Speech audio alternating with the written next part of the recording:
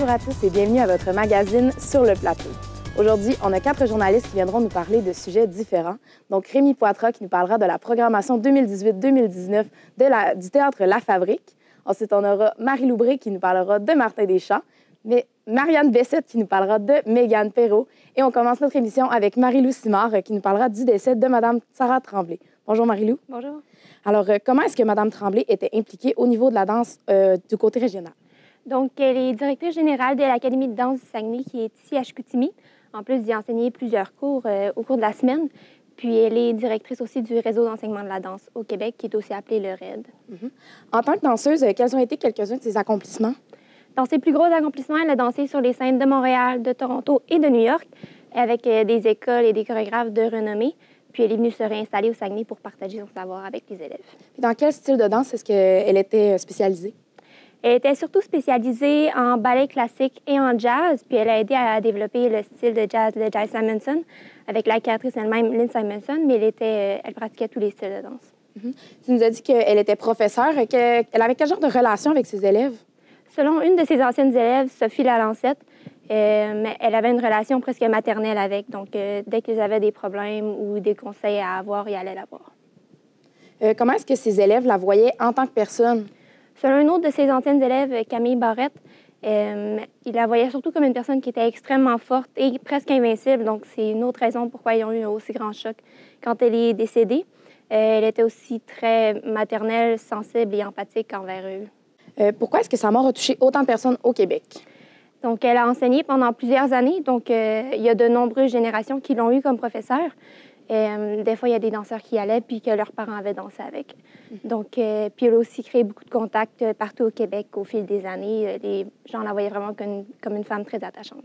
Oui, tu nous as dit aussi qu'elle avait contribué à créer un style de danse. Dans le fond, à quoi consiste ce style de danse-là? Donc, le jazz Simonson, c'est un mélange de ballet classique, de jazz et de danse moderne. Pour vous donner une image, ça ressemble un peu au style de danse qui a été utilisé dans le vidéoclip Chandelier de Sia. Super intéressant. Merci beaucoup, Marie-Lou. Merci.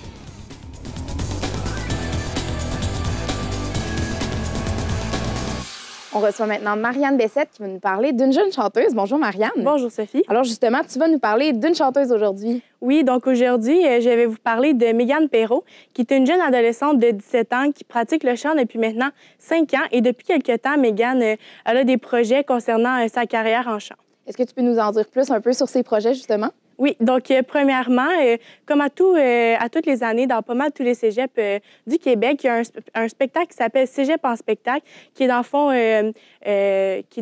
mis en scène pour montrer au grand public le talent des jeunes cégepiens. Donc, comme vous avez pu le deviner, Mégane va participer à ce spectacle. Et comme tous les autres participants, elle a dû faire les auditions, puis par la suite, elle a su qu'elle avait été sélectionnée.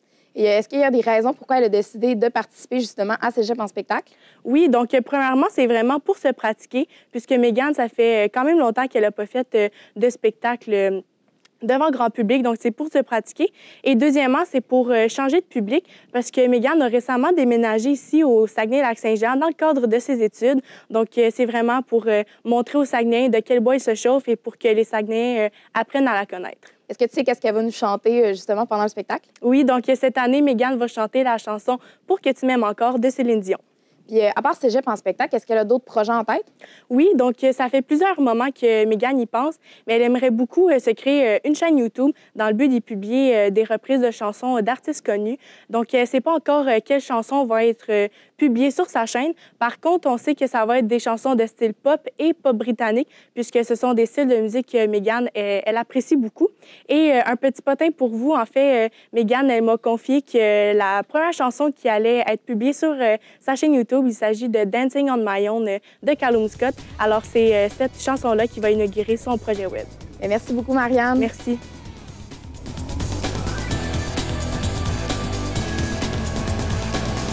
Alors maintenant, Marie Loubré va venir nous parler du chanteur Martin Deschamps. Bonjour, Marie-Lou. Bonjour, Sophie. Alors, c'est qui ce Martin Deschamps?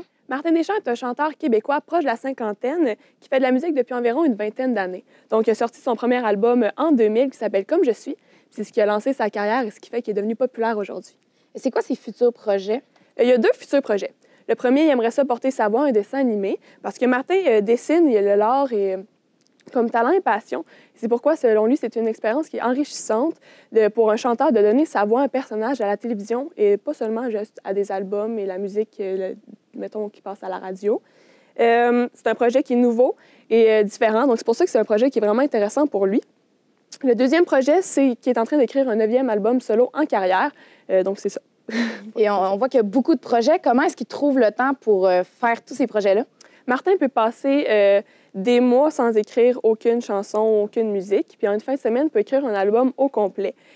Donc, ça le facilite quand il est en tournée, comme présentement avec son album Soul Shine, parce qu'il peut se consacrer à des projets qui sont plus importants, comme ses tournées et sa famille. Donc, comme j'ai dit, en ce moment, il est en tournée avec son album Soul Shine et aussi avec Le Bœuf des Champs, qui est un autre chanteur qui s'appelle Bring le Bœuf. Donc, ça permet de ne pas travailler à temps plein sur son album. C'est donc une bonne façon pour lui de travailler. Et comment est-ce qu'il fait pour écrire ses chansons, lui? Bien, il préfère commencer par écrire tout ce qui est la musique, donc les instruments, la mélodie, le rythme, puis il essaie de trouver des paroles après, en faisant du marmonnage, en mettant des paroles qui n'ont pas vraiment de sens et des mots sans lien, puis ça fait des paroles, puis c'est ce qui fait qu'il y a un album au complet. Et c'est quoi les projets qui le rendent le plus fier? Bien, premièrement, son premier album, c'est ce qui le rend le plus fier parce que c'est une réussite. Après ça, son animation de télévision à caméra tout-terrain, qui est différent. Sa prestation aux Paralympiques, vu qu'il a chanté à Vancouver en 2010. Puis ce qui rend le plus fier, et il n'est pas gêné de le dire, c'est que les gens ne le voient plus comme quelqu'un qui a un handicap, mais comme un chanteur qui a du talent. Merci beaucoup, Marie-Lou.